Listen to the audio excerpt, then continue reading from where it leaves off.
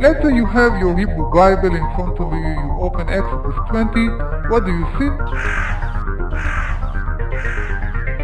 You see a text looking like that, lots of things inside. You can clearly see that this one has no dots. No dots.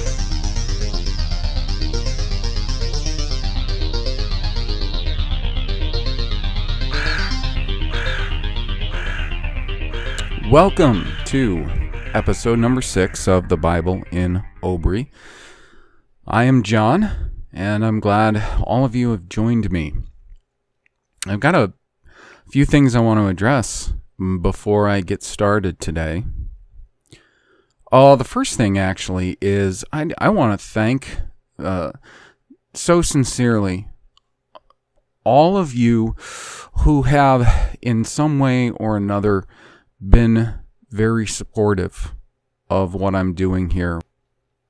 Some in the way of funds, some in the way of help. Sometimes if I need something, donating what I need. I think it would have been much more difficult to do what I've done up till now without your help. And those of you who, for instance, give financially have been really solid and faithful. And for those who can just, do a one-time, it's always, in addition to being so helpful in doing what I do, it's such a great morale booster. And there were so many people that helped so much during chemo and everything that it was just really amazing. It really was. So, all of you are going to remain nameless publicly, though I very much know who you are, and you are in my prayers and in my thoughts. So I do want to thank you very much for that. And I don't do that frequently because I do believe in the adage that you show taught, that if you want your rewards from men, then go ahead and shout from the rooftops the good works you do. And then you'll get your rewards from men. That's fine. However, if you want your rewards from our Father in heaven, then you don't let your right hand know what your left hand is doing. You do it secretly. You do it privately. And then he will reward you openly. So, again, thank you. The other thing is, I listen to Sencha McRae's YouTube channel. And, she has a website called Untold Tales. And she's quite bright. I don't even think I have to say, well, I don't agree with everything she says. I mean, if I have to say that, how redundant. Even the realm of Christianity, which I'm getting so kind of put off even by that term, when I consider what it looks like today. But I mean, even in that realm, there's not one person I haven't come across that I don't disagree with in some way or another. My goodness, I can only hope that a real, pure, complete understanding of the language and the origin of even the books and letters of the New Testament and what language were they originally written in. Now, I think that consistency of understanding what's being said throughout the Old Testament And you know I hate that term. I just haven't thought of a better one. You know, I use things, I'll say things like, you know, the early scriptures or, you know, but that's just stuck in our head.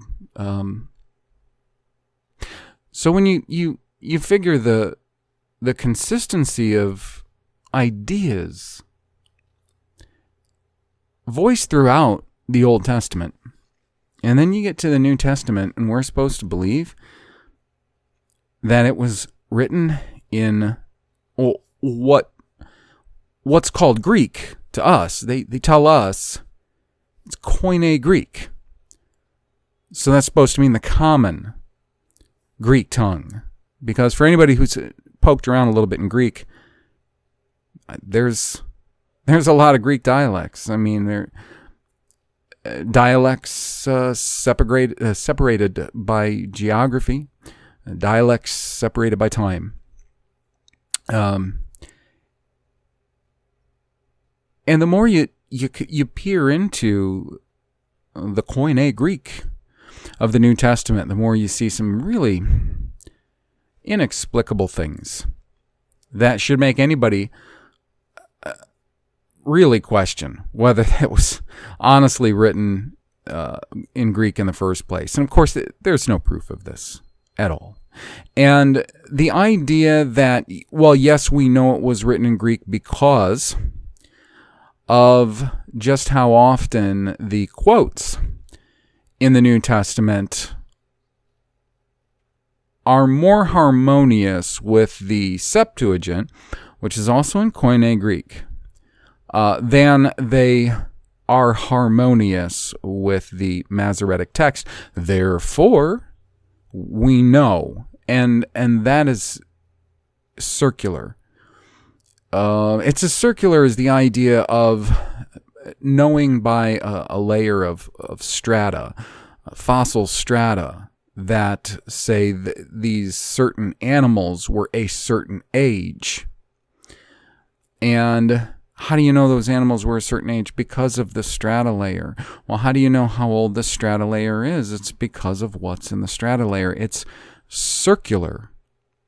And thus the whole idea of them speaking this language called Greek, though in the New Testament itself, in the language itself, it's called Ellen, which they'll say is Helen, because of the problem with H, which actually happens to be almost the exact problem with E or in OBRY, where it's been changed from a vowel to a consonant resembling our H, he, oftentimes. The same kind of phenomenon has happened with the Greek so-called eta, where it's clearly a close cousin to our H, or the OBRY ha. However, it has been changed into this vowel sound. And it seems arbitrarily that not only that letter, but many letters, vowels in Greek, are precipitated by an H sound, again, seemingly arbitrarily.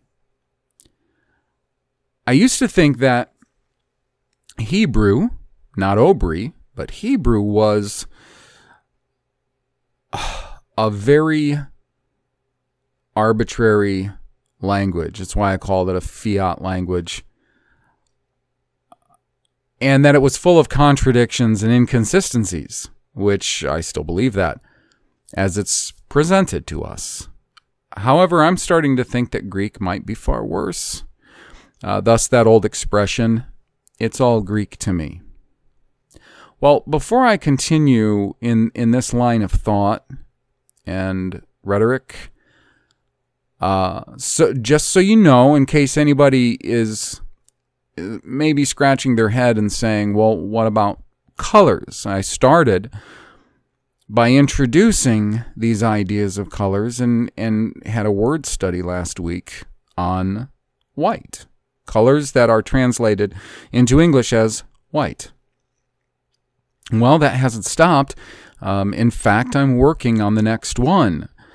However, these episodes that I'm going to do in between, presenting those studies on color, I think they're going to be more effective. Because first off, I told you that I went and put a huge amount of time just into that first one, that first word study on white. And even after all that time, and it was kind of feverishly working at this, while I'm still trying to, gain at least a few feet each day on the book, which is tentatively titled The Bible versus the Ancient Near East, and it is a book focused on geography. And then there's other things, there are constant projects that have to be done. Language work, testing, linguistic presuppositions. This is something that constantly has to be done. And then, just personal study time. So I found myself working so feverishly at that. Because when you do a word study like that, and you say the word is white, and there's 10 or 12 words that are translated into the English word white, you have to test every single one of them. And the testing process of each and every one of them can be long and tedious. And there can be things that you miss. And all whilst I'm also testing prefixes, suffixes, and affixes, testing all of the glyphs themselves. And typically within a word study, that's something that I have to do, is always consider these glyphs, what it is that they mean, and is that something that's meant as a direct meaning, or is it something indirect? For this language to be what it's purported to be, or what we believe it to be, it has to be logical, it has to be consistent and truthful. Now, I'm not saying that everything about what the scribes did, who brought us the text that we currently have today, has to be consistent, because there could be scribal errors. There could be fooling around. I mean, come on. There are so many writings and books mentioned just throughout and I would slap my head, but I don't want to. I would just slap my palm right to my forehead. The 66 accepted books of the Bible. My goodness. Anyways, there are so many other writings and books mentioned just within those that,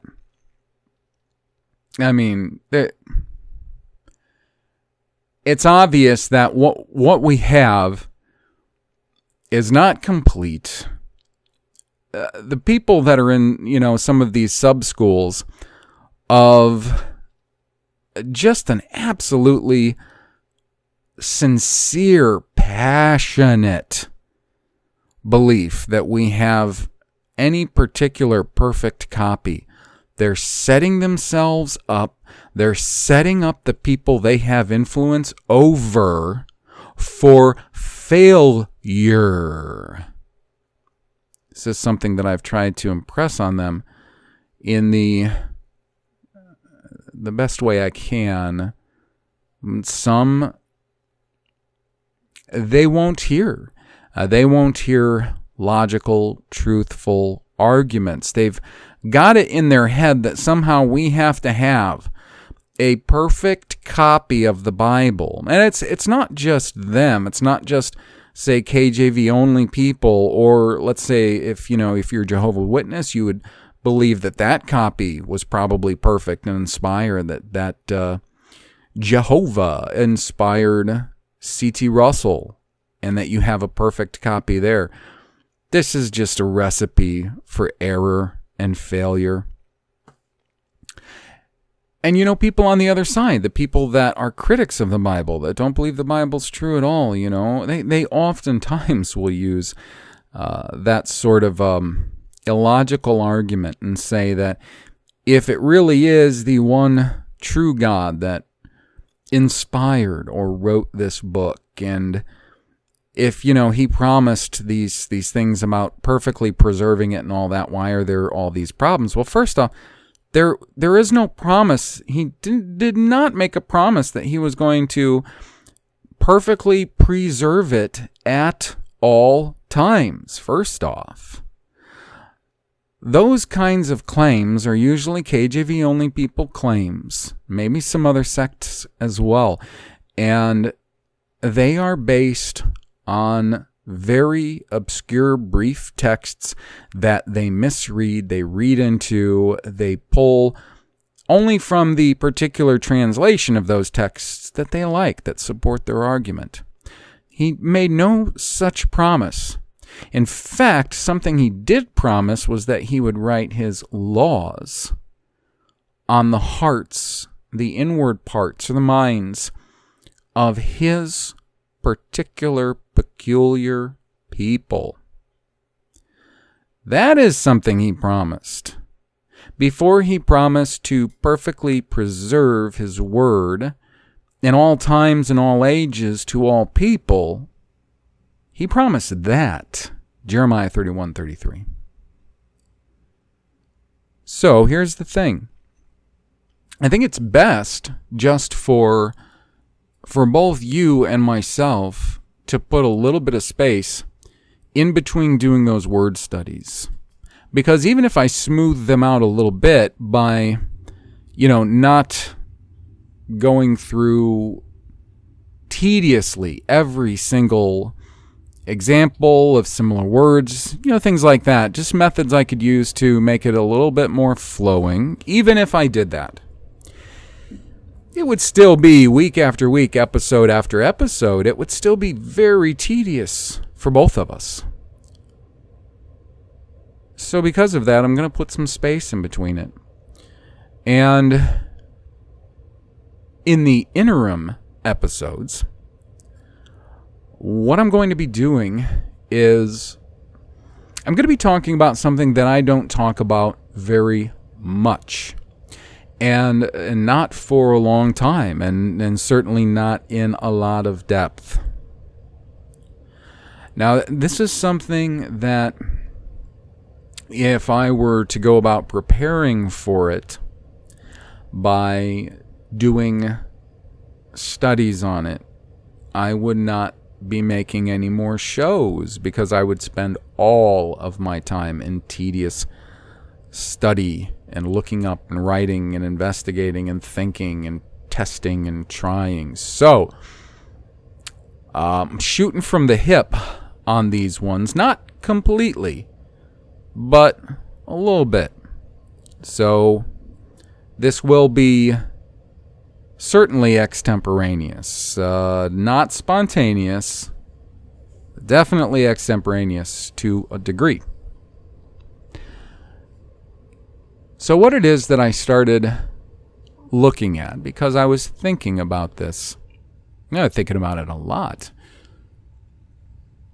was one of the ideas that I think is one of the most harmful, damaging assumptions that really has invaded not only the church and virtually all of the various sects of the church, but the mind of nearly everybody. It was one of the greatest criticisms I had on the book by Ashraf Izzat, Egypt knew no pharaohs nor Israelites, which had so much good material in it, but at the same time, there was such a large amount in that book and in blogs that he's written and other videos that he's made. This same idea, this same assumption that has just caused so many congregations, so many individuals, nations to err badly. Now, when I tell you what it is, a lot of the people that listen that would consider themselves either Christian identity or Israelite identity, some people actually have said that there's sort of two forms of British Israelism. One form doesn't believe that the Jews are the tribe of Judah, and the other, more popular one, does. See, for instance, the Worldwide Church of God was fractured so badly, and I want to watch that documentary again because I don't think that was very organic at all. Armstrong. And they often will call it Armstrongism. Well, anyways, if you're of that mind, and I know a lot of people have accused me of it because, why? Because I simply have been shown who the blood descendants of the Israelites are. That does not qualify me as CI. If you want to call me identity just because I identify who they are, well, I've been called worse. But I don't share certain doctrines, and I don't share certain core beliefs. And the one assumption that is just terrifically damaging, that most believe, is that the Jews of today are the Jews of the Bible. Now, there's two ways that this can be looked at, and it's damaging either way. And I plan on challenging this. Now, along the way, there's probably other things that I'm going to be noticing and we're going to be looking at, but this particular very damaging assumption I'm going to challenge. Now, it's damaging if say you're one of the many sects of Judeo-Christianity, evangelicalism. The Catholics, the Protestants, they believe this way. The Mormons do, as far as I know. JWs, absolutely Seventh-day Adventists, and I could go on. And then other world religions have this sort of idea as well. Even if Islam claims that they are Ishmaelites and that there was some chicanery, dishonesty in some way from Isaac, which led up to the Jews and all this stuff, they still have basic precepts about who the Jews are of today in comparison with who they are in the Bible. Most, far over 90% of all religions, Christian and non, have this very erroneous belief that the Jews of today, the self-identified Jews of today, are the Jews of the Bible. Now, I don't want anybody to make any mistakes. Like I said, there may be people who are identity listening to this thinking, well, yeah. But no, because most sects of identity also teach that the Jews of today are the Jews of the Bible, specifically the New Testament. And then oftentimes they have to parse out the Old Testament. Oh, but here they should have been translating this Judahite. But, starting in 2 Chronicles 16, they translated Jews incorrectly. Some of them don't say that. Some of them will actually say that when you see Jews for the first time, Jews, instead of seeing the word Judah or of Judah, I don't even know if you see Judahite, that when you see Jews, because that's one of the first times you're going to see the I, E, U, De, E, with an E at the end, actually instead of the E. So it'd be Yudi or Yudim. So they put in their Jews. Some will actually say that, well, no, that's the Jews we see today, but they're not Israelites. They're not Judahites. They're Jews. And there's all kinds of gymnastics now that have to go on, mentally and in the text, because most keep making that same mistake. Now, on the side of the evangelicals and so on and so forth and such, the only difference is whether or not they put a negative or a positive connotation on that. But it's the same belief. The folks in CI and identity and all that, you have the same belief as evangelicals and Judeo-Christians, in the sense that you believe that the Jews today are the Jews from the Bible. You've fallen for it just like they have. You just have a different connotation on it than they do. So here's how it works. For those who are not familiar with the way the story goes, the various misperceptions of the way things are.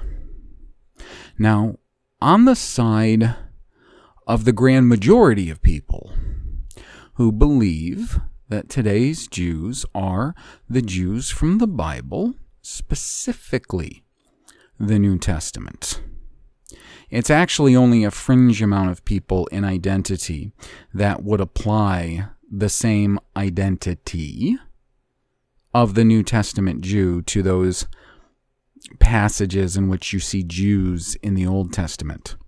It does start in 2 Chronicles 16. You're also going to see it heavily throughout the book of Esther and a few places besides. So the heavy focus really is the New Testament, especially for those in CI and identity in general, especially CI. But here's the way it goes. The idea. So, from the positive point of view,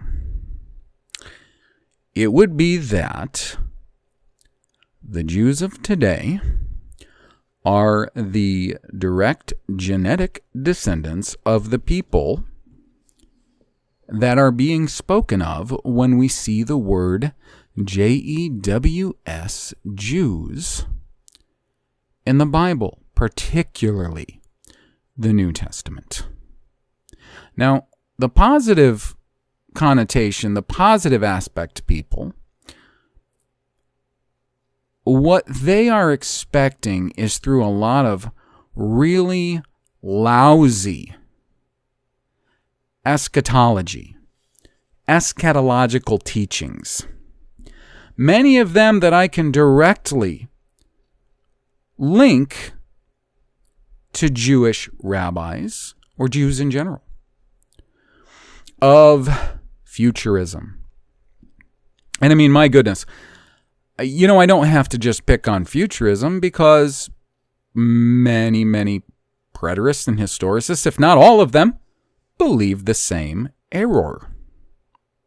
The same absolutely unprovable error. But, you know, the thing is, they'll see that, and there's a few different ways that they deal with it. You know, they'll either deal with it by believing that certain covenants and promises that were made to the patriarchs, Abram, Isaac, Jacob, David, so forth, the whole people, the northern kingdom, Israel, 10 tribes when they are cast out of the land, specifically focused on in the book of Hosea. They'll see all of those promises, all of those good things, and then they have to, they'd have to apply Jeremiah 31:33. I will make a new covenant with whom? The house of Israel and the house of Judah. I will put my law in their hearts. I will write my word on their insides. You see, they believe that all those promises actually apply to these folks today that call themselves Jews. And because they believe this with no evidence at all, they're prone to a great deal of misfortune. Misfortune has befallen our people because of this error. They give financial support, moral support to the state of Israel, and I won't call it anything but that. Other people call it other things. One person in particular calls it nothing but Kyrgyzstan. But I won't call it what it's not. They will turn a blind eye to actions that were they committed by anyone else, especially, God forbid, especially by white people. These actions would be utterly condemned for what they are. But they're not.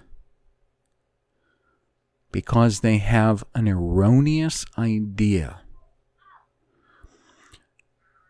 that they're dealing with the chosen people. So that, and the thing is, if somebody tries to bring up, well, hey, what about that new covenant? What about that new covenant? What's going on? Well, even in the New Testament, Paul teaches that there's a veil on their eyes during the reading of the law, and that through the Gentiles that God would make them jealous for him and that they would repent and come back, and during the tribulation, actually, they're going to be the people that evangelize the whole world. And again, another erroneous, ignorant, unfactual, no evidence, unsubstantiatable error in thought, which has brought a plague on our house. So that's the positive way. That's the positive spin put on this error. Now, the negative spin that's put on this error, I don't think that it is as practically detrimental as the former, but it still carries with it a great deal of misunderstanding. And we have to see these things correctly, or everything else past that is going to be incorrect. Now, the other thing I didn't mention is there's the people that believe that the Jews are today, that they're genetically the descendants of the people called Jews in the Bible. So that's all those promises and covenants and everything pertain to them. Now, the other way is it's replacement theology. It's the belief that actually people who believe in Jesus, no matter what they do. I suppose if, they get saved, and I am doing air quotes, and the reason I'm doing that is not to be particularly sarcastic, but the fact is there's so many of these terms that have to be grappled with from the New Testament, a bit from the Old too, but very much from the New Testament, and then translated into English, that are utterly abstract terms. And if you really pressed people to articulate the full implications of these abstract terms, they couldn't do it. And I don't just mean pew decorations. I mean pastors as well.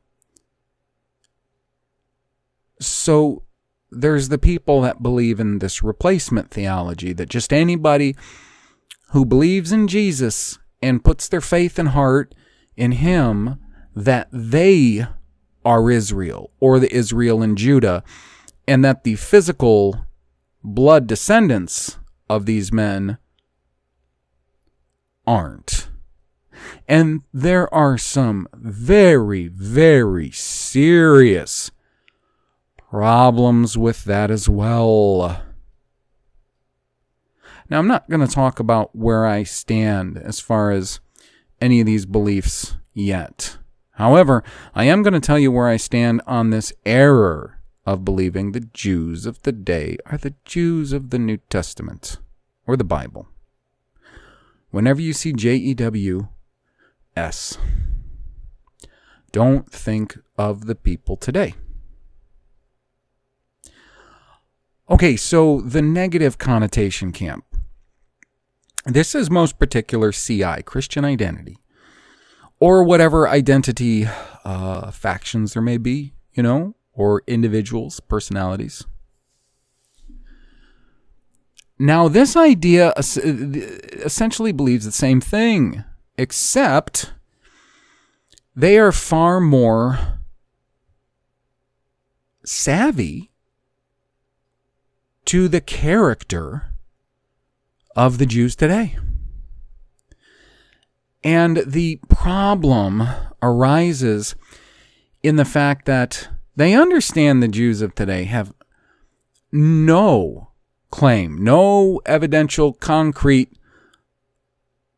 proof whatsoever that they are descended from any tribe of Israel. However, they apply still this idea that when we see Jews in the New Testament, that it's speaking of the Jews of today.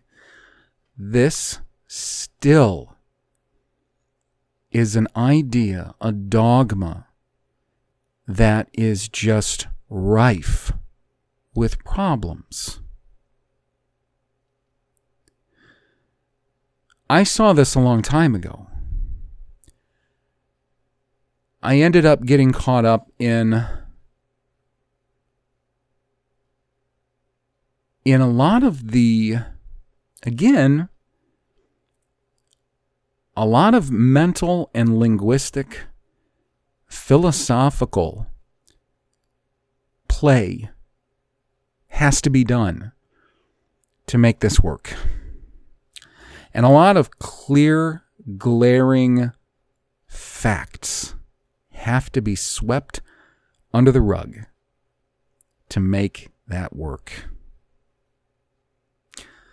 So here's the thing. If I'm going to come here and I'm going to tell you people that most everybody out there is wrong, if they believe that the Jews of today are the Jews of the Bible, particularly the New Testament, and I'm telling you that's not true, they're wrong, what is my counter thesis? What is actually correct? Who are the Jews of today? Who are the Jews of the New Testament? Well, let's start by who are the people that are being spoken of when you see, in the Old or the New Testament, when you see Jews, because, like I said, as soon as you see Yudi or Yudim in the OBRY of the Old Testament, you're going to see Jews. There's not a lot of translations that'll put Judahite. Okay? So who are those people in the Bible, in the Old and New Testament? The Jews. Who are they? Well, if any of you listening, are an Israelite, and you know you are, you may not know what tribe you're from. You may be descended from the offspring of a number of tribes that married one another. My descendancy, my genetics, from everything we know about doing family trees, as well as getting DNA tests done to determine where we mostly come from. It's mostly German, followed by English and Irish. Well, actually, it says English, Welsh, and Celtic. Then a little bit, a smattering in there of other Northern and Western European peoples, and about a 5% chance of Eastern Europe. That's basically it. So, one or more Israelite tribes married with one or more Israelite tribes. Till today, we get me. And my wife isn't German. My wife is mostly Dutch and English. So again, does that make my son a mutt or mixed? No, it makes him Israelite. What I'm saying is, if you're Israelite and you know it, you want to know who the people are that are being called Jews in the Bible?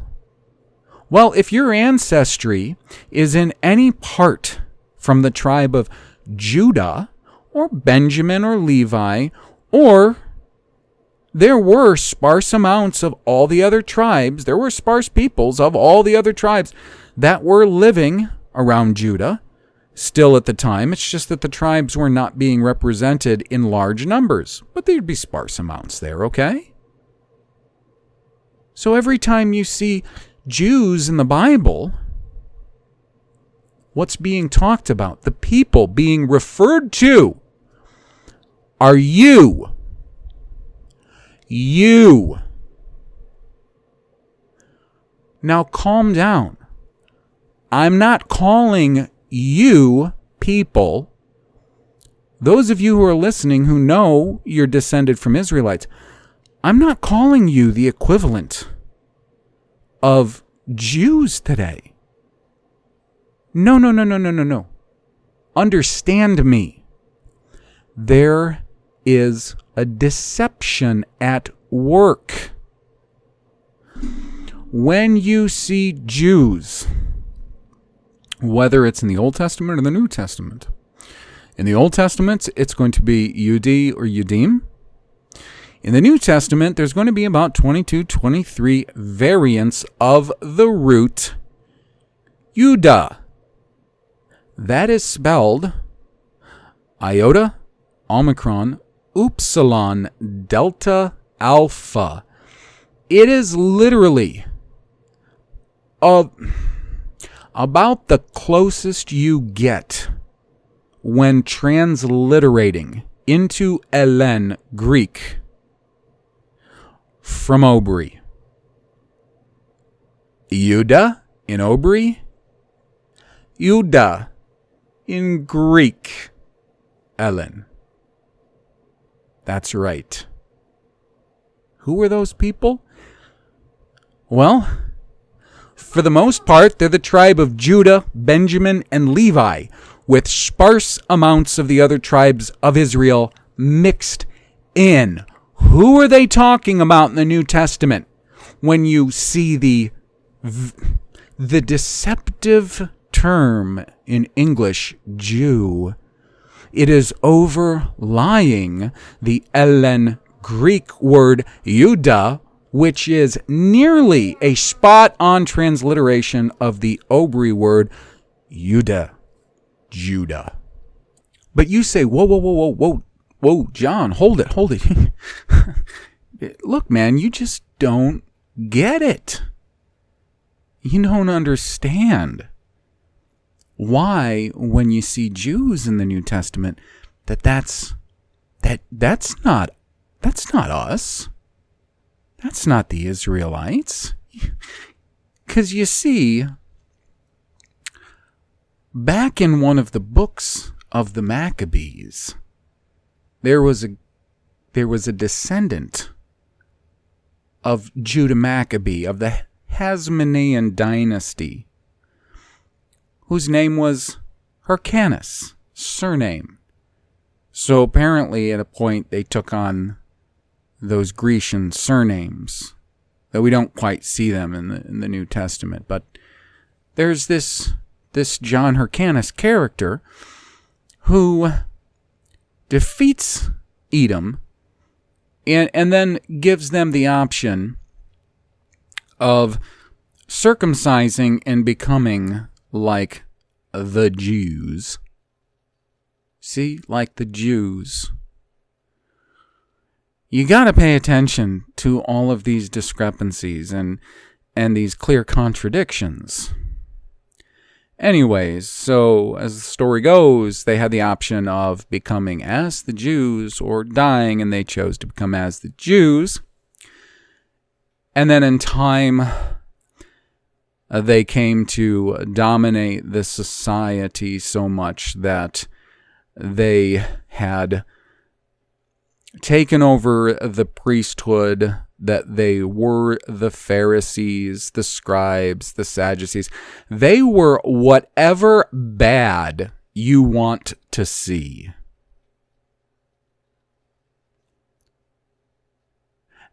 Now, you know, the books of Maccabees, like many of the other apocryphal books, they teach a great many things that I can't find in the rest of scriptures, that don't agree with anything else I can find in the New Testament or the Old Testament.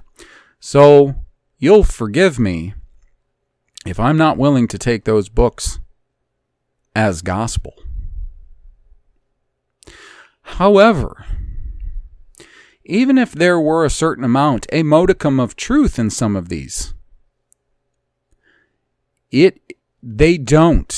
will not explain the serious problems that we still have if we believe, like the standard CI dogma dictates, that when we see Jews, specifically in the New Testament, that what we're actually seeing is Edomites, not Judah, or those considered Judah in the overarching umbrella of Judah nationally as the southern kingdom, which would also envelop Benjamites, Levites, and various remnants of the other tribes that either were still in the territories when most of the tribes were carried off by Asher, Assyria, or those who maybe made their way back afterwards. It would sort of encompass them as well. You see, that story, whether there's any truth to it or not, about Hyrcanus and the Edomites and all this, it still doesn't answer super big problems you got if you're going to equate the Jews of today with the Jews of the Bible. You see, one of the serious problems there is, let's say from the camp who puts the negative connotation on it. So they see the Jews of today more for what they are. And even then, I worry that sometimes they're far over caricatured by figures in CI. However, oftentimes the characterizations are accurate. But the big problem is when they start seeing these same people of today as the Jews in the Bible. Now, as I probably mentioned, though it's hard for me to remember because I've had to stop and start this so many times, I have a child to take care of. That's what happens. That word, that Ellen transliteration from the OBRY, Uda, it appears in about 22 or 23 forms, and I'm trying to remember if it's 22 or 23 forms in the New Testament. And the way it gets really convoluted is when you'll hear people say, well, that doesn't mean a Judahite or the tribe of Judah, with the overarching thrust also on Benjamites, Levites, and sparse other Israelites. They'll say, no, what the word is that's usually used is Udeos, which only means of that particular land area or country, a nationality, not particularly pertaining to the genetic descendants of the tribe of Judah. Well, here's the thing.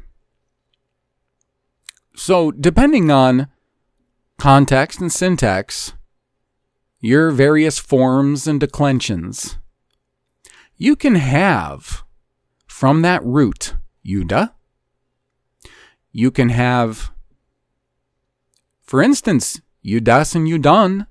Both of those are translated variably into Judah, Jude, or Judas. And they're the same name. Judas Iscariot, his name was Judah. Just like one of the brothers of Yusho.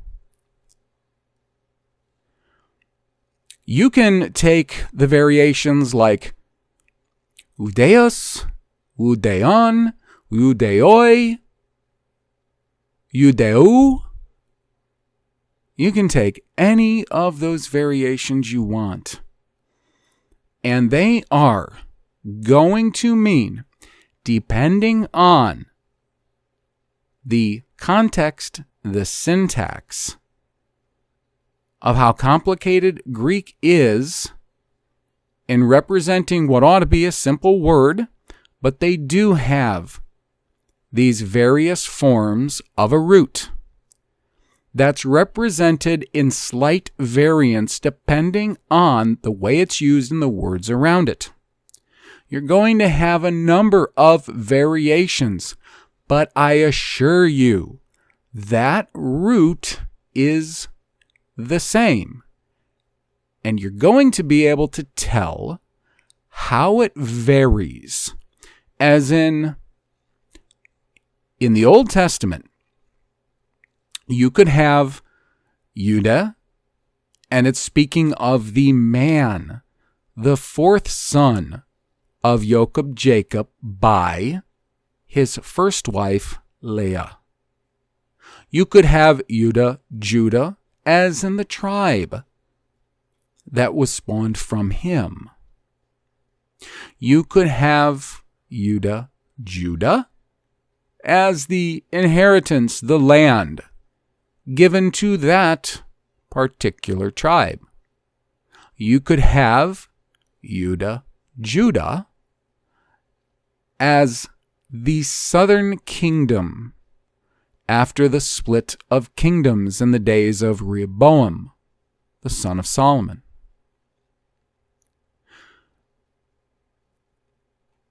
In a very similar way, you're going to see only those as being your possibilities in the New Testament, even though you may have a great deal of suffixal variance. The context, when seen in a plain reading, will tell you what it is. And if you try to read anything into it other than the fact that the people being talked about are either specifically the tribe of Judah, as from the man Judah, the kingdom of Judah, and those Israelites who happen to be living therein and thus under the banner Judah. If you try to read anyone else into this, you will fail. You'll be confused. You're going to commit other errors, and they're just going to compound. One of the greatest errors that I have seen that is a direct and logical outcropping on the side of, say, CI and identity in general is the great mistake of looking at ourselves in the same way that Jews do in their Talmud, looking at ourselves as somehow better. When you can arbitrarily attribute all of those negative things that you read when you're reading about Jews in the New Testament, when you can just arbitrarily attribute them to another people that aren't us, you perpetuate this foolish, ridiculous idea that somehow we're better. The only reason that Christendom today has done what it has done is because of the blessings and the covenants of Yahweh and the work and the blood of his Son, our King, Yeshua. I'll put it in the words of Paul, who said, if it were not for the grace of Yahweh, we would be just as Sodom and Gomorrah. As soon as we start getting this idea of being better than, it's a slippery slope. That is entirely Talmudic thought. And we certainly are not going to be anywhere near close to our Father, nor our Lord, who we're supposed to emulate. When you see Jews in the New Testament, what you should be seeing is Judah or of Judah every time. And you need to apply that to the proper people. And anyone listening who's an Israelite and knows they're an Israelite, that's you. Now, I'm of the mind that it will be, or at least it should be, more difficult to convince the various Judeo-Christian minds of this concept than it ought to be to convince those who are of the identity mindset. Just because of the sort of reversal in positive or negative connotation, you see. The various forms of philo-Jewish sects of Christianity, which make up the dominant, amount the problem is you have to show them that there's no provable link or correlation between these people and those today. But you put a name in there, you program them enough, and you build this house of cards that makes it looks imposing and strong, but all you have to do is just, just tap it and it starts to waver. I would hope that I'll have more success with those who are already of the mindset of what the Jews of today are like in character and actions as a group, so that you can see that there is a marked difference between these people today and the people that we're looking at or are going to be dealing with, especially in the New Testament. The Old Testament is just really the areas where you're going to see Jews in the Old Testament. It really is as simple as just putting it back to Judah. If you start trying to blend the Jews of today into those passages in the Old Testament, things are going to get very rocky for you very, very quickly. One of the things that you have to keep in mind when we're doing this is, again, don't adopt this arrogant mindset that we are somehow better than. Today, if the Israelites are culturally and behaviorally above, let's just say have the moral high ground, far above, and in many ways as a group, and then in many ways as individuals that have shined out, like is described in Daniel 12. Well, that's certainly not because of anything inherent in our flesh. It is due to the complete remaking of Adam that Yahweh affected through the work that Yeshua did to remake us. It's why Paul refers to him as the last Adam. The first Adam, from him, he sinned, and that sin was not only passed down to descendants, but it also spread. Not necessarily through sperma, seed, to all peoples, through ideas, through actions. We can see that in the way that cultures that existed, let's say within the last 500 or more years, that had never had any interactions that at least they remembered or could record with Adamite men.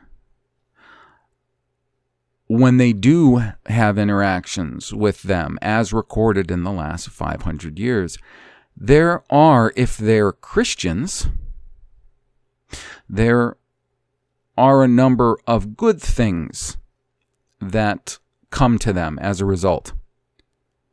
However, if they're not, and they want to impose a very different set of behaviors on them, maybe based on the mindset that simply the white man has a better way, or that they should behave in a certain way culturally or whatever, that tends to produce oftentimes bad results, you see. So just keep that in mind. I want you to also remember and think of, for those of you who have had a number of past negative church experiences in Judeo-Christian evangelical churches, or Catholic, or Mormon, or Jehovah, you name it, I want you to keep that in mind when you read the New Testament and you read about the Jews, the Pharisees, Sadducees, scribes, these people. Okay? And remember those actions, mindsets, stubbornness. You'll recall that Yahweh says many times over how stubborn, stiff-necked, impudent these people, Israel, are. Remember, if it were not for His grace and the remaking of us and the new covenant effected, as spoken of in not only Jeremiah 31 through 33, but repeated in Hebrews, I think it's chapter 10. Keep those things in mind. It will help you to better accept the veracity of what I'm about to say. So let me go ahead and dive into some of these references so we can back this up with Scripture as we need to. So these are the very obvious passages. Revelation 2:9 and 3:9. In 2:9, Yeshua says, I know the blasphemy. So blasphemy as in slander, or the official Strong's definition of vilification. Yeah, absolutely. I know the blasphemy, the slander, the vilification of them which say they are Jews and are not, but are the synagogue of Satan. And that is a transliteration from the OBRY Shaitan. Now, of course, the way that ought to read is, I know the blasphemy, the slander, the vilification of them that say they are of Judah or Judea and are not, but are a synagogue. And when you think of synagogue, again, you got to think of it in the same way. Just because the self-identified Jews of today call their buildings where they get together synagogue does not mean that whatever these Greek writers had in mind when they used the word synagogue was the same thing as what the Jews of today have. As far as I'm concerned, not only the nature, but the construction and the use, how it's designed, what is performed there, and why of the synagogue today is probably very much like whatever their houses of whatever sort of worship they did, which, we may be able to get further insight from that in 2 Kings, and I may be able to go into that. But when you see that word, I would suggest to you that you are far better off to think of our modern day church buildings associated with white Christians, i.e., Israelites. When you see that word, do not think of the modern Jewish synagogue, but think very much of the white Christian or Israelite church building. Now, here's the thing. In this passage and the next passage, I'm going to explain to you the form of Judah. As I said, there are many forms that are used, and it has a great deal to do with the syntax of the verse that it's contained in. Now, in Revelation 3:9, speaking to the church of Philadelphia, he says, Behold, I will make them of the synagogue of Satan, which say they are Jews and are not, but do lie. Behold, I will make them to come and worship before thy feet, and to know that I have loved you. He's talking about a people that are lying about being Jews. Now, stay with me here, folks.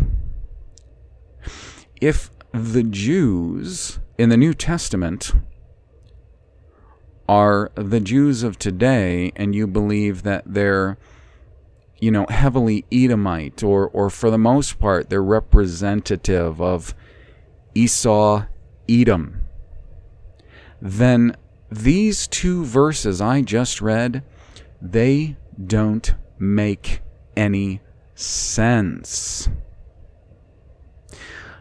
These two verses make sense if you look at them, and when you see that word, Jews, you insert instead of Judah, and you think of not only the tribe of Judah, but also the overarching Judah, Benjamin, Louis, Judah, Benjamin, Levi, and various sparse Israelites that would still have either remained from the time of Asher forward or had come back into the land. And there were various very sparse Israelites. The land and the people that were left were, as I said, overarchingly, predominantly of the tribe of Judah. And there's a reason for that. Of course, a lot of it is the preservation promised in the covenant to King David. So you got to put that in there. Now, if you're going to insist that the Jews in the New Testament are these Edomites, or some blend of Edomite, that's really the theory out there concerning them, other than the Philo-Jewish congregations that still look at today's Jews as the Jews in the New Testament, but they have a very flowery, very, very unrealistic concept of who these people are. They've been deceived. So if you're looking at this as those Jews being mentioned there when it should be of Judah, if you're looking at that as Edomites, then you've got a terrible contradiction on your hand. And it really doesn't matter. I mean, think about it for a second. Behold, I will make them of the synagogue of Satan, which say they are Jews, meaning Edomites, and are not, but do lie. You see, that breaks down immediately. And the same thing in Revelation 2:9. When he says, I know the blasphemy of them which say they are Jews and are not. What do you mean? You're telling me that they claim to be mixed blood, mixed race Edomites, which are like the natural enemy of Christ and Yahweh, and their bloodline goes back to Cain, and a seed line thing with in the garden and the Satan angel thing. What I'm saying is, when you apply this mindset that you find in identity to this term instead of the correct one, you've got nowhere to go. You're going to be stuck in a circle, and you're not going to be able to make sense of it, because who cares? The whole point of the dogma of Christian identity concerning who the Jews are in the New Testament, the whole point of it is that they say these are the enemies of Yahweh and the people of Yahweh, and thus the enemies of Yeshua, the Christ. And they're imposters. Okay? That's the whole mindset. That's the dogma, that they're imposters. But if that was the case, then it wouldn't matter that they said they are Jews as in these impostors and are not. You see, there is a positive connotation put on of Judah. Udayoi. It's actually an OU sound, ow, so udayao, and are not. It wouldn't matter if they were these foreign, mixed race Edomites. Neither one of those passages wouldn't mean a thing. Now, that very same form of Judah, which is that Judeo, it's used in various passages. John 8:31 then said, "You show to the Judeo which believed on him. If you continue in my word, then you are my disciples indeed." Now, this is very contradictory for those who would preach that and believe what Yeshua himself said, that he came not but for the lost sheep of the house of Israel, which includes Judah, Benjamin, Louis, etc. In John 18:38, this is when he's before Pilate, and there are these masses that are stirred up by the Pharisees and the priests. And Pilate goes out to the crowd and he says, he went out unto the Judeo, the Jews, and he said unto them, I find no fault in him at all. This is the same form of Judah that's used in the various altercations that Paul had with Judah, but it's translated as Jews, all throughout the New Testament. Acts 9:22, he confounded the JEWS, should be those of Judah. Let's see, have to go forth with him. Him would Paul have to go forth, and I'm not all that comfortable with Paul.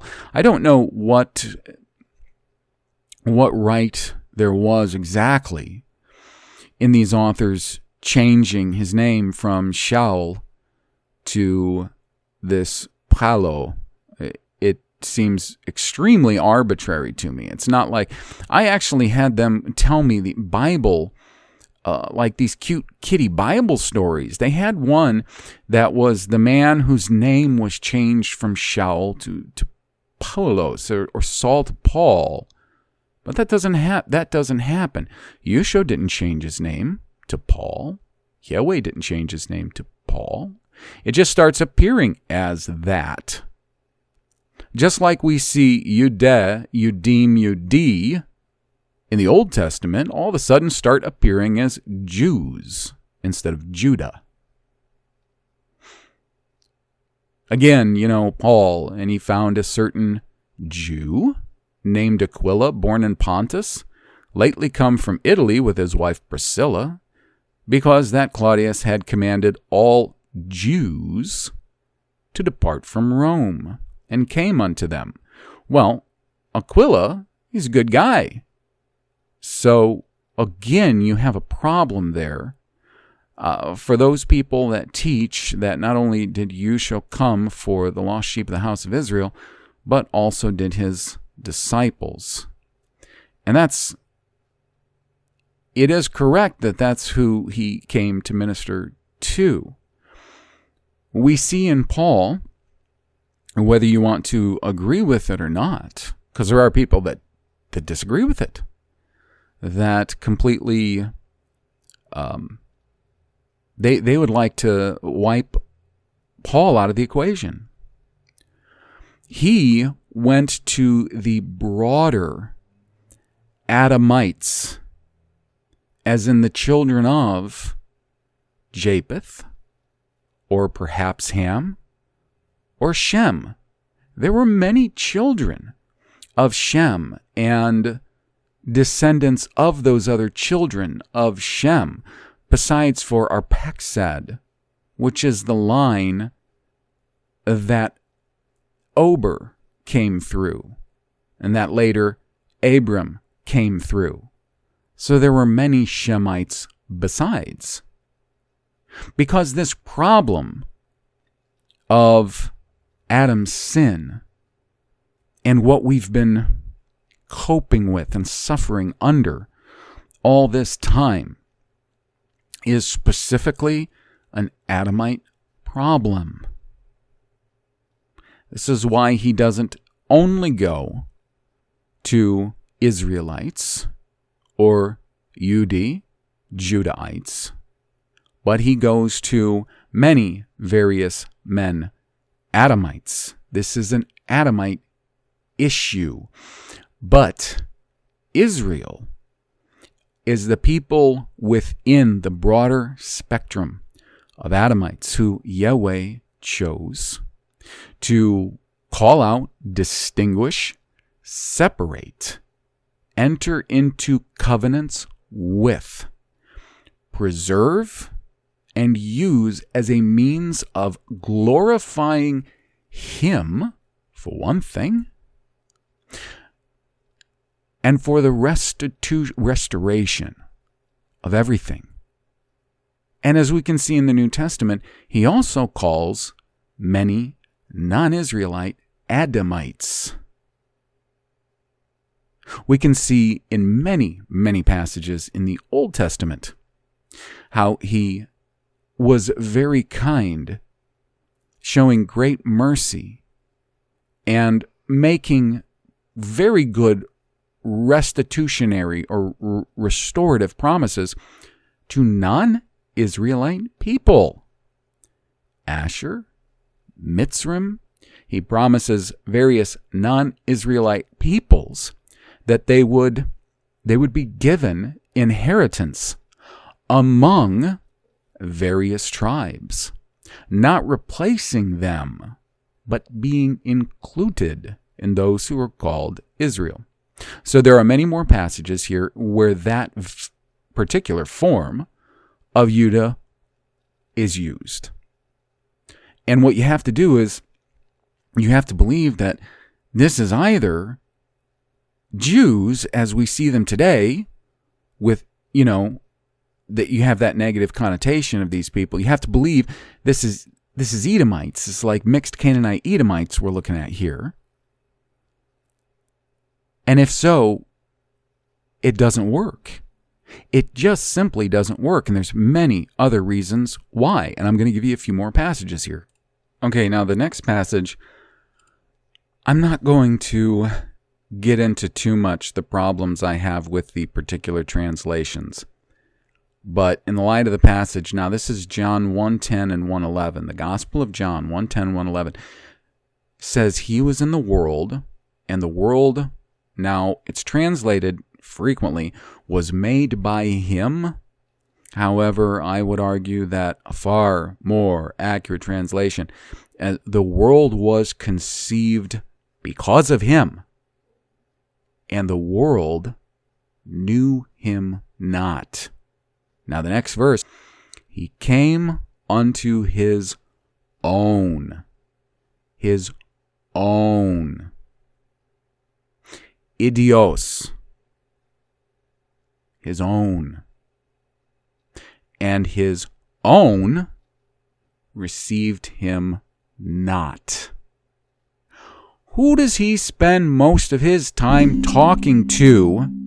Sorry, I hit the spring on the mic, retractable mic arm. Who does he spend most of his time talking to? Arguing with, teaching, convincing. Who does he put a majority of his time into? Even Shaul, Paul, the Jews, but not the Jews. Not the people who blaspheme and lie today and claim they are Udayao, of Judah. He spent time with those under the banner of Judah. And that was very overarching. By that time, in that land, Judah as a nation was all that remained. Now you know that Paul, he called himself a Yehudi of Judah. And then he clarified and says, a Benjamin. He's a Benjamite. See, Judah was a very overarching term by this time. That's who he came to. Why do you think he spent so much time arguing, reasoning with scribes, Pharisees, priests? Because they were Edomite Canaanites? If you think that, then you've paid no attention to the passage in which, well, let me just show it to you real quick. Now, you really need to pay attention to this. We're starting in Matthew. Matthew chapter 15 and verse 21. Then Yeshua went thence and departed into the coasts of Tyre and Sidon, Tyre and Sidon. And behold, a woman of Canaan, a Canaanite woman, came out of the same coasts, and cried unto him, saying, Have mercy on me, O Lord, thou son of David. My daughter is grievously vexed with the devil. But he answered her not a word, and his disciples came and besought him, saying, Send her away, for she cries after us. He ignored her. He wouldn't speak to her. Now, this is a woman who knows who he is. She knows who he is. She believes who he is. This isn't a woman thing. He interacted with women all the time. But this Canaanite woman comes out believing and confessing with her mouth that he is Lord, Son of David. And he ignores her and continues on his way. And you can imagine she continues crying and shouting after him, probably shouting after him, Adonai, Adonai, ben David, Adonai, ben David. Beseeching, crying, trying to get his attention. He ignores her. His disciples, they start saying to him, Would you please tell her to go away? Speak to her. Tell her to go. Because she's not going to stop. But he answered them. He said to them, I am not sent, but unto the lost sheep of the house of Israel. Then she came and worshipped him, saying, Adonai, help me. But he answered and said, It's not good to take the children's bread and cast it to the dogs. And she said, True, Lord, yet the dogs eat of the crumbs which fall from their master's table. Then Yeshua answered and said unto her, O woman, great is your faith. Be it unto you, even as you would have it. So he's saying, your daughter is healed. And her daughter was made whole from that very hour. Now, this was not an odd thing. He didn't tend to give attention to those who were not Israelites as far as ministering to them, healing them, and so on and so forth. In fact, when the centurion sent for him, it was with extreme humility that he came to him, very much like this woman, understanding that he was there for his own like people. Now, understanding that about him and seeing this situation and the way that even a woman who recognized who he was, confessed who he was, and was very distraught and desperate, he still ignored her at first, until she probably had come around in front of him and threw herself before him. Now, so you're saying that same man who has that mindset and is willing to ignore a woman who confesses who he is, she has all the faith in the world of who he is, and she knew well enough that he was there for his own. She knew that. And humbly she answered him, "It's true. It's true what you say. But even the dogs eat of the crumbs which fall from their master's table." So in the light of that, we're still supposed to believe that he spent all this time speaking with, it wasn't just, he didn't just argue with scribes, Pharisees, lawyers, and the like, because he bumped into them at the temple or in Jerusalem because he was there for a feast. He went and ate with them. He spent time with them, you see.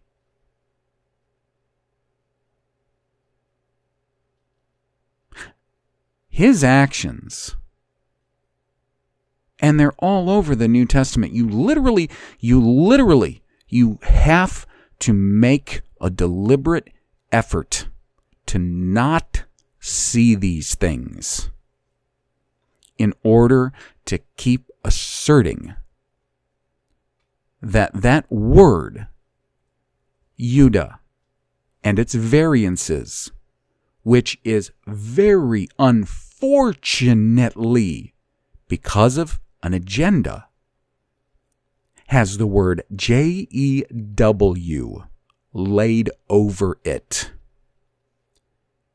You have to purposely decide that you're going to ignore all of the glaring contradictions that occur due to believing that when you see that word, you're seeing an Edomite or some non-Israelite, non-Judahite, mixed, whomever, enemy of Yahweh you show. It's an utter contradiction. You will get nothing but confusion. You're not going to get things right. You're not going to get the who right. You're not going to get the who right concerning Yusho's day. You're not going to get the who right concerning our day. You have to get that right. We have to understand who these people are that he's having interaction with. The philo-Jewish religions out there that believe the Jews of today are these people, they're so confused and deluded and ignorant, they don't understand who these people are in general that claim to be Jews today. So they don't really understand the big problem with seeing these people in Yeshua's day as the same people today. But CI, any of you out there that are either CI or have sort of a leaning towards that, should at least be able, as you understand the nature of the Jew today, you should be able to see and understand exactly what I'm telling you about the very poorly translated word, Jew, that should be Judah or of Judah in the New Testament. Let's look at just a few more passages. Now, I am fully aware of the mindset that teaches that when you see those various forms of Judah, Udeus, Udeon, Udeoi, Udeau, that it actually is it's just referring to the inhabitants of the nation of Judah, but not specifically to the tribe and the overarching Israelites. But again, you're going to find that if you try to plug that definition into these various passages, it again doesn't work. Now, one way you're going to see this clearly illustrated is in the chapter of John that Christian identitarians like to use very often. It's John chapter 8, to prove that these are only, a mixed breed Edomite people and not those of Judah. For instance, then said Yeshua to those Jews. The form of it is Udeaus. Okay, that's one of the most common you're going to see. And they'll say, well, all that means is the inhabitants of the country, the land area designated as Judah, right? However, and you're going to see it again, John 11:33. Now, the interesting thing is, at other points in John 8, he's speaking to the exact same people, but it's just another form of Uda. It all depends on the inflection and the syntax. That's why there are these slight variants to the spelling. John 11:33, when Yeshua therefore saw her weeping, and the Jews, Udeos, also weeping, which came with her. Well, for imposter Edomites, they're very empathetic. John 18:38, Pilate, he went out again unto the Udeos. Now here's what's interesting. If that's only the inhabitants of the geographical area, like if you said you were American because you lived in America, right? Acts 9:22. But Shaul increased the more in strength and confounded the Udeos, which dwelt at Damascus. So how is it that word means simply the inhabitants of the geographical area, country deemed as Judah, if they are them which live in Demshech, translated Damascus? Answer me that. And you'll see this again and again. And remember, Aquila, same thing, Udeos. So that doesn't fly. Also, you have the verse in Acts, and it's chapter 2, where these men who have gathered at Pentecost are describing themselves. And what they say here is, all right, well, no, sorry, I was talking as I was finding the verse. They don't describe themselves as, the text does. Acts 2:5. And there were dwelling at Jerusalem Udeus. Now, Acts 2:5 in the Greek, just to make sure. Udaioi, just another variant that those of the mindset of CI would tell you that just means the inhabitant of the land. But it says there was dwelling at Jerusalem, Udaioi, devout men out of every nation under heaven. Now, here's the thing. When they hear them speaking in these languages, they hear them speaking in their own languages, and they know that these men are predominantly from Galileo, and that they aren't well-educated men, and they wouldn't expect to know their languages. And they were all amazed, they marveled, saying one to the other, Behold, are not all these which speak Galilee or Galileem? And how hear we every man in our own tongue wherein we were born? Parthians, Medes, Elamites, the dwellers in Mesopotamia. I'm having a hard time reading these contrived words because, of course, it should be. I'm not going to say I know exactly what Parthia would be in OBRY because I haven't checked into that. All right, but Madai, Oilam, that should be Aram Nehraim, and let me go over to Acts 2:9 in the LN, and Udayan. Now, Udayan, okay, there's somebody who lives in the physical area of the land deemed Judah. But they're called earlier Udeoi, which is used frequently in other passages by people who would argue that that only means dwellers in the land.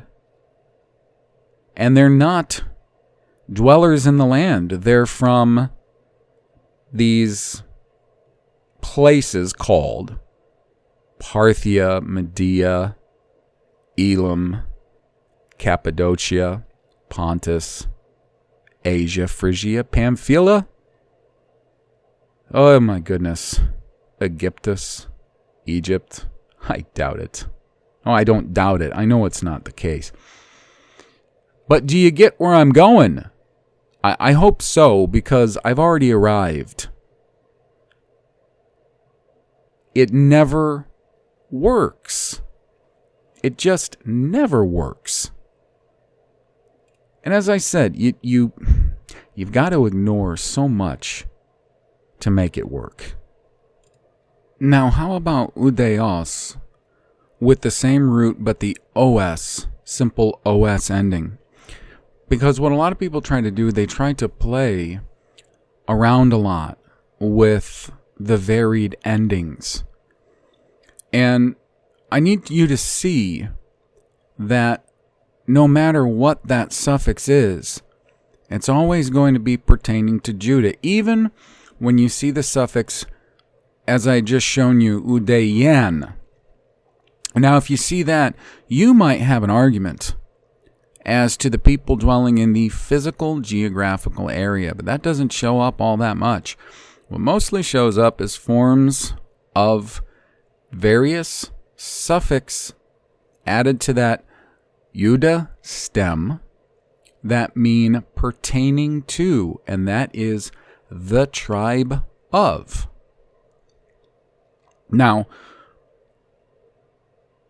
in John 4, when Yeshua talks to the Shomrani or Samaritan woman at that well,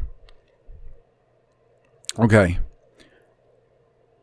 Now, the interesting things that she says to him in this conversation is in John 4:9, Then said the woman of Shomron unto him, How is it that you, being a Udeos, and of course it's translated as Jew, ask drink of me, which am a woman of Shomron? For there it is, Udeon. Well, actually, let me double check that real quick. Because as she continues,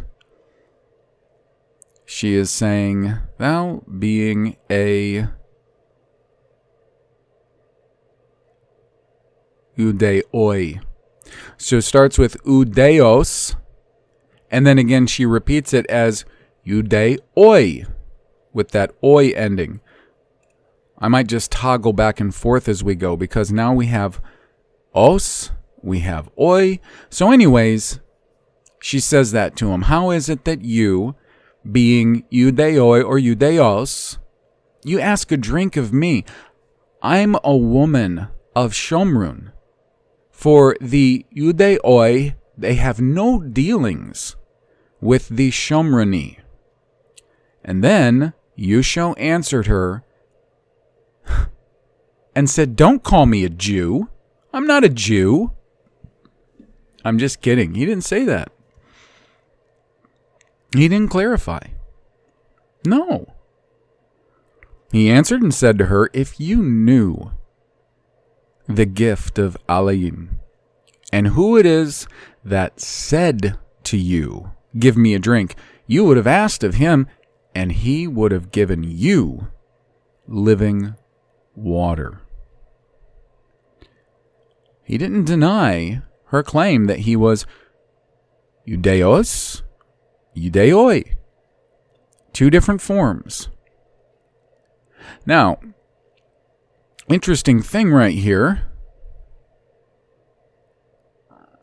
I'm going to double check what he says, and I'm going to see if I have one more form here he himself uses in John 4 and 22. And there it is. Udeon. So we have the OS, we have the OI, and we have the Omega. I could just say Omega Nu. It's on. Now sometimes you'll see on with Omicron Nu, and sometimes it's going to be Omega Nu. As I said, these aren't greatly varying words. They're just varying suffixes depending on the syntax and the context. That's it. Same root stem. Now we've got three different forms that we see being used there. She calls him that twice. He does not correct her. And then he says, salvation is of the Udeon. Same thing. So, well, let's look at this real quick. First off, if it is supposed to mean just technically an inhabitant of the land area known as Judah, well, he doesn't qualify, does he? Because he was from a place that the New Testament calls Nazareth in the Galil, that it calls Galilee, which is not and never was part of the territory of Judah. So he doesn't qualify. He's not even an inhabitant. She's talking about a man genetically of the patriarch and thus the tribe Judah. You see, if you try to play around and say, well, when that form of it is used with just the Omicron sigma at the end, os, well, that's the good guys. That's the tribe of Judah guys. And I would say, if that's the case, who is it exactly that Shaul, Paul, Who is it exactly that he is criticizing and admonishing for such depraved acts and state of mind in the first few chapters of Romans? Romans 2:17, behold, thou art called Judaeus, and resist in the law, and make thy boast of Alium. And you know his will, and approved the things that are more excellent, being instructed out of the law. And then he continues to talk about how hypocritical they are, robbing temples, and so on and so forth. Now, as a quick note, before anybody gets too confused about his expression of who is really Judah. And he says, is it someone who just appears to be on the outside? And he's speaking of the religious leaders. And come on, guys. How much time have you spent around churches and churchianity? You know exactly what the look is of our leaders. They look so spiritual and so Christian and whatever else. And it's a look. And it's an act. Oftentimes, these scribes and Pharisees and Sadducees and lawyers and all that, same thing.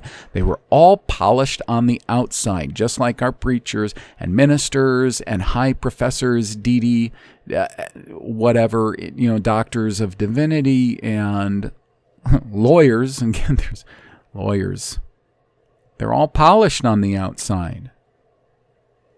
Don't turn these people into what we see today as rabbis and Jews. So he says, who is really a Judah? Is it one who just acts the part? You could insert Christian because of the point he's making. He's not teaching replacement theology. And you can see that if you go forward and read Romans 9 through 11, where he talks about the election. So there was two other forms there used in John chapter 4. There was also the oi and the on with omega instead of omicron. And we can look at both of those, and it's very easy to see. I think we might have already looked at the oi. Yeah, oi shows up 54 times. And I think I went over a number of those. This one starts in Mark 7:3, that oi, that the Shomrani woman calls Yusho. Mark 7:3, for the Pharisees and all the oi, except they wash their hands off, eat not. She called him oi. Now remember, they use at least 3 forms, and I didn't check the whole chapter closely to see if there were more forms, of the root Judah. And they're used interchangeably depending on context, syntax, declension. They're the same root, and they're referring to the same thing. John 1:19, and this is the record of John, when the Judeoi sent priests, Kenim, and Luim, priests and Levites from Jerusalem, to ask John the Baptist, who are you? This is the same thing. The same people. Now we have this final form that we see in John chapter 4. And this Yusho refers to himself as.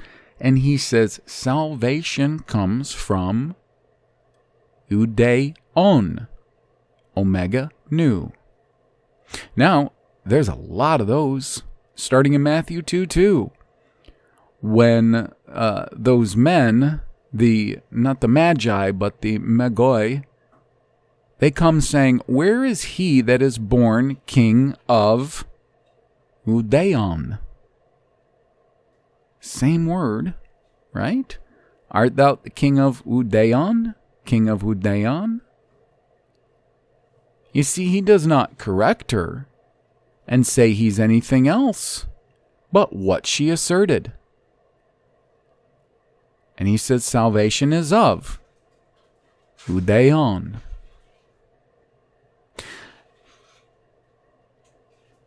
Now we can see this furthermore. Let's see, John 11:19, Udeon. Now these are the same people, and many of the Jews, it says, came to Mary and Martha to comfort them concerning their brother. Now earlier we saw that in another form that was used of the very people that are arguing with Yeshua in John chapter 8, one of CI's favorite chapters to use to prove their dogma. Now, this is still the Mary and Martha, and I'm going to try to just roll through it. There's so many occurrences. Okay, so how about in John 19:21? Then said the chief priests and the Udeon. That's the same form of the word Judah that Yeshua used when he said salvation is of thee. John 19:38, being a disciple of Yeshua, but secretly for fear of the Udeon. And again in John 20:19, the disciples were assembled because they were afraid of Udeon. Who are we talking about? Just the inhabitants of the geographical land? Esau, Edomites? He just said salvation is of Udeon. He's called the king of Udeon. This is not denied by him or the authors that wrote this many, many times.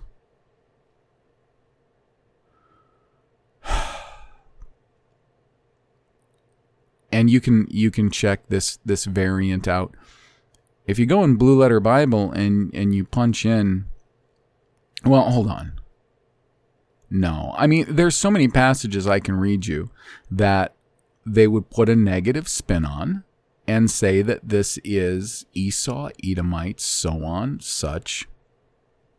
They just kind of, whatever it's, just roll with it, whatever it needs to be. Does it need to be inhabitant of a geographical area in some places? Well, then that's what it is. Does it need to be Esau, Edomites in certain places? Well, then that's what it is. Does it need, And the thing is, Yeshua was savvy enough to know if these men were masquerading as of Judah, Benjamin, Levi, and various other tribes, if they were masquerading as. But he never calls them out once as masquerading as. So you can look at that variation. All you got to do is punch in G2433 into Blue Letter Bible, and right there at the top, they'll have Greek inflections of Judeos. And you hit the show all button, and you can check all of them. You need to just cross-reference. And you're going to see how this falls apart. Some of the favorite passages are like, for instance, when Yeshua says that the blood of all of the prophets were on the head of Judeos. Well, they have to be these evil Esau Edomites, starting with Cain, and going through forward to these various descendants of his based on this satanic two-seed line theory. The problem is, if you read the Bible and don't just listen to these people who are lying or severely mistaken or confused, you'll see that the people responsible for persecuting and murdering the prophets were Israelites and Judahites. Don't you get it? We wouldn't be what we are today, morally and spiritually, if it hadn't been for the last Adam, Yeshua, Jesus. That's the difference. When you read this, I want to put your mind at ease. When you read this, realize you're not reading about an alien people who claim to be these people, Judah. When you read this, you're reading about us. And you can see all of these characteristics in all of those phonies that are all over the church, all over our government, that are by blood Israelites, and they are phonies. These do not have to be an alien people who are currently oppressing us. If you're just realistic about who we are and what we were, you'll entirely understand. And then you don't have to break your brain parsing out all of these various inflections of Judah. You'll just simply understand that that was us. And just like it said in Jeremiah 31:33, the new covenant was made with us. Did it stick with us all right away? No. This is one of the reasons that Shaul was sent not only to Israel and not only to kings, but ethnos. The problem of sin and the need of full redemption and restitution is an Adamite issue. If you guys don't think Yahweh loves and cares about all his creation and other Adamites, you're not paying attention when you're reading the Bible. You're not paying attention to how he sent Jonah to Nineveh so that it wouldn't fall. You're not paying attention to how he was very angry and judged King David when he stole the wife of a Hatti that they call Hittites. You're not paying attention. He cares about who he created. And all of us that are in the broader racial spectrum of Adamites, we have this problem that our first ancestor, the Adam, caused. And that's why our Redeemer and our King is called the last Adam, because he has made a way for us to be alive as individuals, to be born again as a people, not simply as individuals. And again, as I said, there's so much language, especially in the New Testament, that is so abstract that I try to avoid too much those terms, because I need to spend some real time with those terms. However, I know the themes enough between the Old and the New Testament to know that he made it possible for the fullness of the people of Israel and the two kingdoms, Israel and Judah, to be redeemed and to be made into people who had the laws of Yahweh written on their insides and a love for his word and his truth. He was dealing with the same thing that we see all the prophets and Moses and everybody else throughout the Old Testament dealing with: a stubborn, stiff-necked people. If you read the way they behaved throughout the Old Testament, and then you simply open your New Testament, and every time you see JEWS, you just realize that what is being said here, or who is being referred to here, are Judah with an umbrella over Benjamin, Levi, and various other tribes. And it's going to help you understand what's going on. And then you don't have to arbitrarily say, when you see a good Pharisee like Nicodemus and others, oh, well, they must be a Judahite. And then when you see the difficult or bad Pharisees, you're going to have to say, well, that's an Edomite. You don't have to do that anymore. It reads plainly. Now, that right there is the first, foremost, and one of the most important items we can establish about, well, the whole Bible, but specifically the New Testament. You need to train yourself when you see that word spelled J-E-W, sometimes with an S, that you're talking about Judah in OBRY of the Old Testament, things pertaining to Judah. And that those people today that are self-identified as that, they have no proof whatsoever. And in fact, all of their fruits as a group show that they are not this people. So in subsequent shows, I'd like to talk a little bit more about some things going on in the New Testament as far as wording and the sort of transliterational play that goes on and how that factors into various erroneous doctrines. So besides this erroneous doctrine, and we are going to talk about, the origins of, for instance, Cain and Abel and seed lines, because I'm not trying to tell you I don't believe in seed lines. I certainly do. I just don't accept dual seed line as it's taught by CI.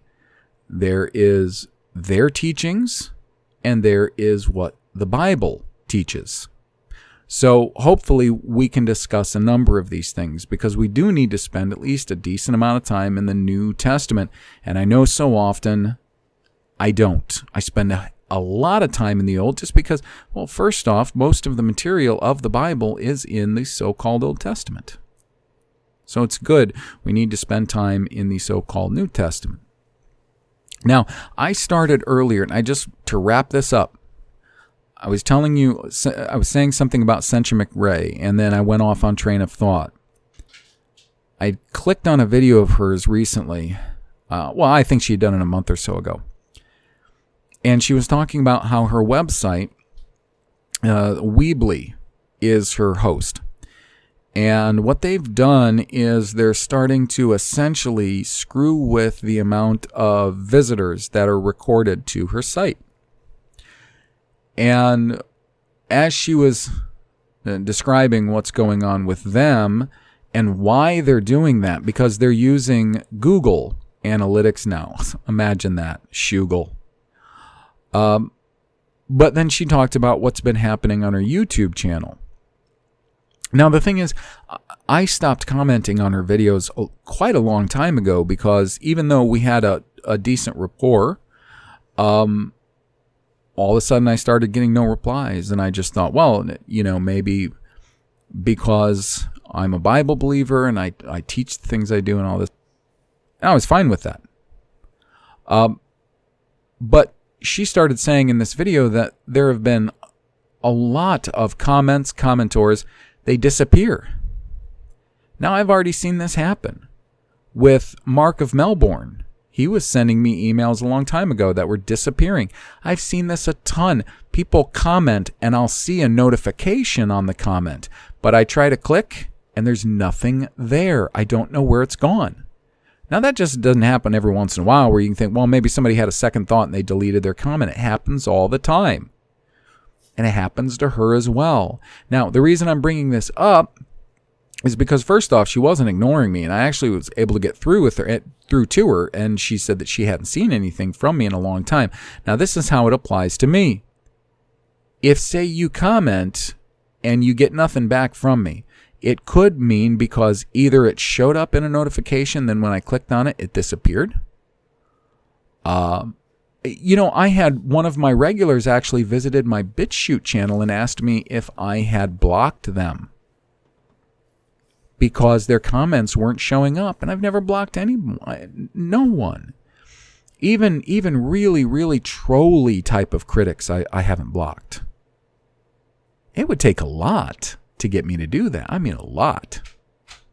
So I just want you to know, if that should happen, yeah, if you're somebody who comments and you're just constantly harassing and haranguing me and just vomiting out the same old stuff that oftentimes doesn't even have to do with the subject matter, yeah, you might not get a response from me just because it's a waste of my time.